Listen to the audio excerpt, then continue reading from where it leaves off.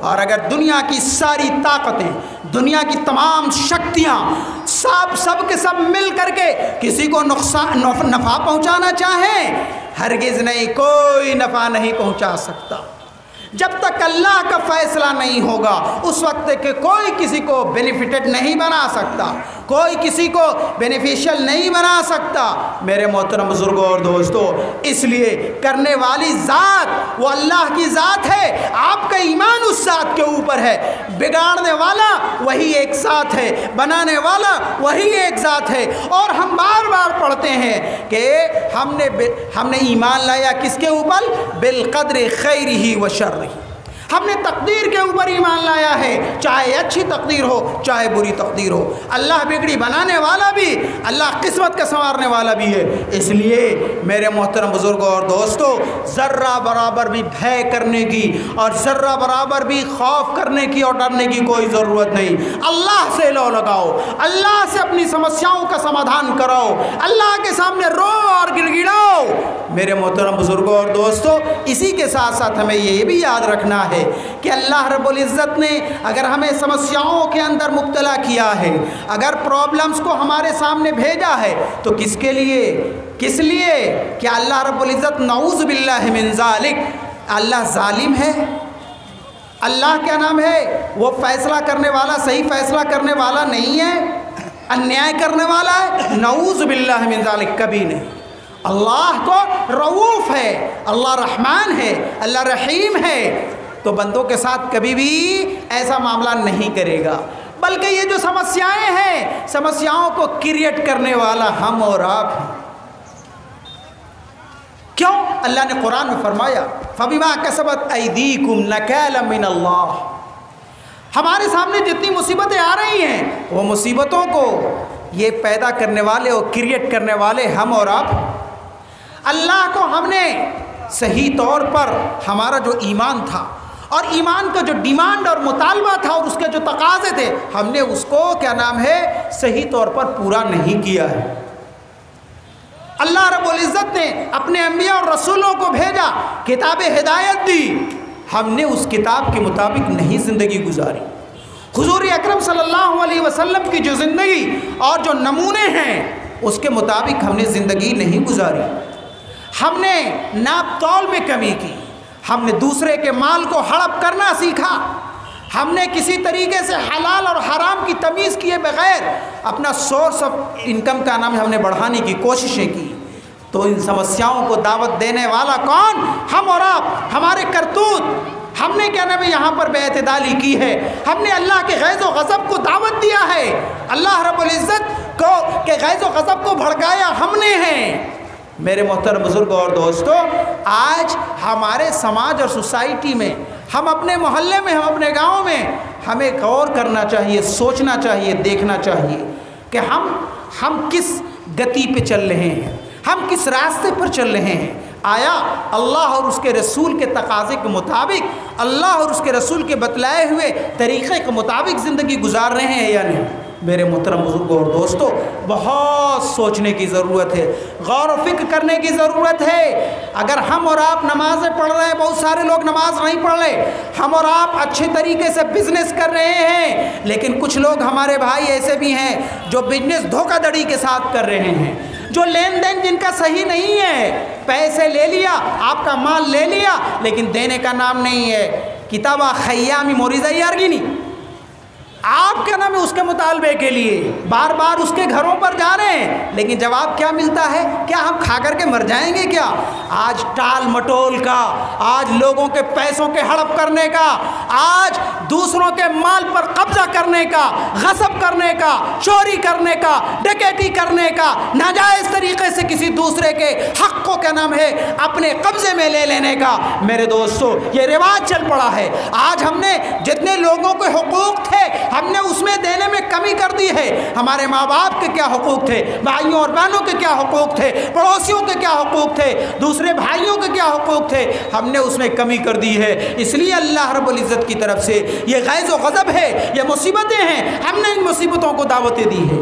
میرے محترم بزرگوں اور دوستوں، آج ہمارا نوجوان طبقہ یہ کس طرف جا رہا ہے؟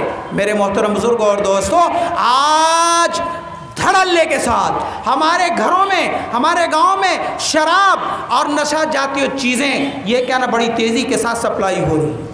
آج ہمارا نوجوان طبقہ وہ شراب میں مست ہے۔ میرے محترم بزرگوں اور دوستو، یہ وہ نوجوان طبقہ جو ہمارے سماج کی کمر کی ہڈی ہے، اگر یہی اپنے شراب میں مست رہے، اگر یہی دن اور رات نشے میں مست رہے، تو جس کے اوپر پورے سماج کی ذمہ داری ہے، پورے سماج کے بوجھ ہے میرے محترم بزرگوں اور دوستو۔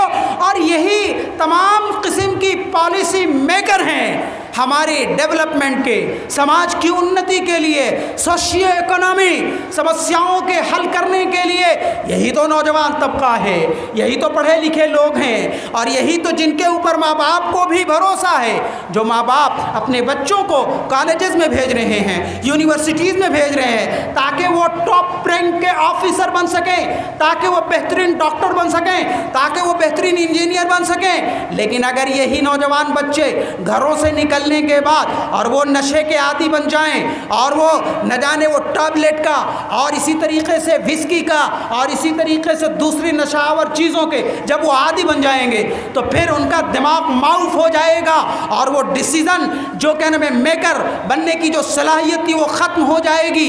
میرے دوستو، بڑی سازش کے تحت، بڑے شڑجنتر کے تحت یہ ساری چیزیں چلائی جا رہی ہیں تاکہ یہ ترقی نہ کر سکے۔ یہ جو نوجوانی کو جو ٹیم ہے، یہ جو بڑے تھنکر بنیں گے، جو بڑے سوچنے والے بنیں گے، جو اپنے سماج کے اور اپنی سوسائٹی کے ڈیسیزن میکر ہوں گے، انہی کو برباد کر دیا جائے، انہی کو نشہ کا عادی بنا دیا جائے تاکہ وہ صحیح طور پر فیصلے نہ لے سکیں۔ جب یہی برباد ہو جائیں گے، نشے میں مکت ہو جائیں گے، تو پھر دھیرے دھیرے پورا سماج برباد ہوگا، اور تو اور دھیرے دھیرے یہ چیزیں ہماری ماؤں اور بہنوں تک بھی یہ پہنچ رہی ہے۔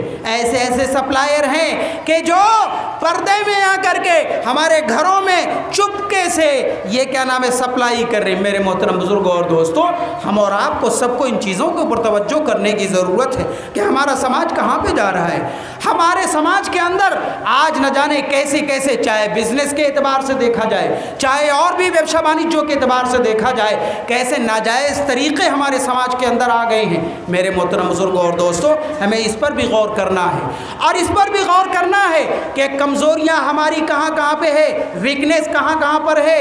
حضور اکرم صلی اللہ علیہ وسلم نے ارشاد فرمایا، المؤمن القوی خیر من الضعیف، طاقتور مومن وہ کمزور مومن سے بہتر ہے۔ کمزوری، ویکنیس کس کس چیز کے اعتبار سے؟ ایمان کے اعتبار سے، عقیدے کے اعتبار سے، عمل کے اعتبار سے، ایجوکیشن کے اعتبار سے، اور اکنومیکل اگر کیا نام ہے آپ کے یہاں کیا نام ہے کمزوریاں ہیں تو پھر اس کے اعتبار سے بھی۔ میرے محترم بزرگوں اور دوستو، آج ہم اگر غور اور فکر کریں تو تعلیمی اعتبار سے اور شکھا کے اعتبار سے ہم ذرا غور کریں، دیکھیں مڈل اسکولز کے اندر ہمارے کتنے بچے جاتے ہیں، اور مڈل اسکول کے بعد جو اب کیا نام ہے ہائر سیکنڈری ہو گیا، سیکنڈری اور ہائر سیکنڈری میں ہمارے بچے کتنے انرول ہو رہے ہیں، یہاں کتنے ڈراپ آؤٹ ہو رہے ہیں، ہمارے بچے سب ڈراپ آؤٹ ہو جا رہے ہیں۔ زیادہ سے زیادہ اگر 500 بچے ہمارے مڈل اسکول کے اندر تھے تو وہ ہائر سیکنڈری میں جاتے جاتے وہ کتنا 200 رہ جاتے ہیں، اور پھر کیا نام ہے کلاس 10 اور 12 کے بعد پھر کیا ہو جاتا ہے 50 یا نہیں تو اس سے بھی نیچے بچے ہو جاتے، اور پھر اس کے بعد آگے یونیورسٹی کے لیول پر اگر جانا ہو تو ہمارے بچے کتنے جاتے ہیں بھائی؟ 5 یا زیادہ سے زیادہ 10 ہوں گے میرے محترم بزرگوں اور دوستوں۔ اور پھر ان یونیورسٹیز سے نکلنے کے بعد جو کمپٹیٹیو ایگزامز ہیں ان میں ہمارے بچے کتنے کیا نام ہے اپیئر ہو رہے ہیں اور کتنے حصہ لے رہے ہیں۔ کہاں سے IAS بنیں گے، کہاں سے ہمارے IPS بنیں گے، کہاں سے IRS بنیں گے، انڈین ریونیو سروسز میں ہمارا پرتنیدھتو کہاں پر ہوگا، انڈین پولیس سروسز میں ہمارا کتنا کیا نام ریپرزنٹیشن ہے، اور انڈین ایڈمنسٹریشن سروسز میں ہمارا کتنا کیا نام ہے پرتنیدھتو ہے۔ میرے محترم بزرگ بزرگوں اور دوستوں، ہمیں غور و فکر کرنا ہے، جو ڈیسیزن میکر ہیں، جو پالیسی میکر ہیں، آپ کا اس میں کتنا کیا نام ہے پرتندتو ہے۔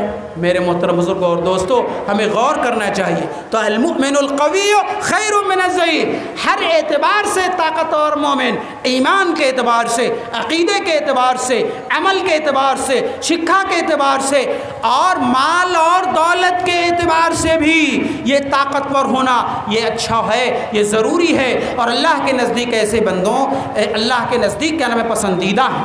میرے محترم بزرگوں اور دوستوں، اگر مال اور دولت نہ ہو، غربت کیا نام ہے ہو جائے، تو اس غربت کی بنیاد پر انسان کیا کرے گا؟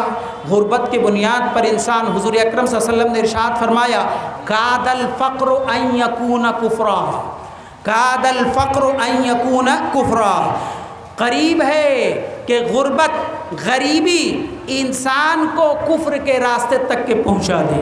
میرے محترم بزرگوں اور دوستو، یہ جو ہمارا ویکر سیکشن ہے، جو اکنامکلی، ایجوکیشنلی، کلچرلی وہ جو بہت ہی بیک فٹ پر ہیں، آج کیا نام ہے دوسرے لوگ ان کو شکار کر رہے ہیں، ان کے ایمان کا سودا کیا جا رہا ہے، ان کے ایمان کی دولت کو ان کو سینے سے نکالا جا رہا ہے۔ کس کی بنیاد پر؟ ان کے پاس کھانے کے، ان کے پاس کپڑا پہننے کے، ان کے پاس کیا نام ہے سر چھپانے کے لیے چھوٹا سا مکان، چھوٹی سی جگہ نہیں ہے، اس لیے دوسرے لوگ وہاں پہنچ کر کے ان کے ایمان کا سودا کر رہے ہیں۔ میرے محترم بزرگوں اور دوستوں، اس لیے ہمیں کیا نام ہے اکنامیکل جو اسٹرینتھ ہے اس کو بھی کیا نام ہے ہمیں بڑھانا پڑے گا۔ میرے محترم بزرگوں اور دوستوں، آج کیا نام ہے دنیا میں حکومت ایک تو کیا نام ہے پاور کی ہے، اور دوسرے کیا نام ہے کس کی ہے؟ دوسرے اکنامی کی ہے۔ جو جتنا اکنامیکل جس کا اسٹرینتھ زیادہ ہوگا اس کا سب سے زیادہ پاور ہوگا۔ میرے محترم بزرگوں اور دوستوں، آج پوری دنیا میں کیا نام ہے آپ دیکھ لیں، اور جو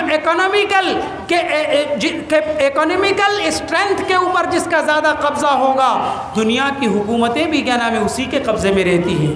بہرحال جو کچھ بھی ہو، ہمیں یہ نہیں کہنا ہے، بلکہ ہمیں اپنے راشٹر کے نرمان میں، اور ہمیں اپنے دیش کے اتھان میں، اور ہمیں اپنے دیش کو آگے بڑھانے میں، ہمیں شکھا کے کھیتر میں آگے بھی بڑھنا پڑے گا، ہمیں کیا نام اکنامیکل اسٹرینتھ بھی بڑھانا پڑے گا، ہمیں کلچرلی اعتبار سے بھی ڈیولپ ہونا پڑے گا، تب جا کر کے کہیں ہم اپنے دیش کو آگے بڑھائیں گے۔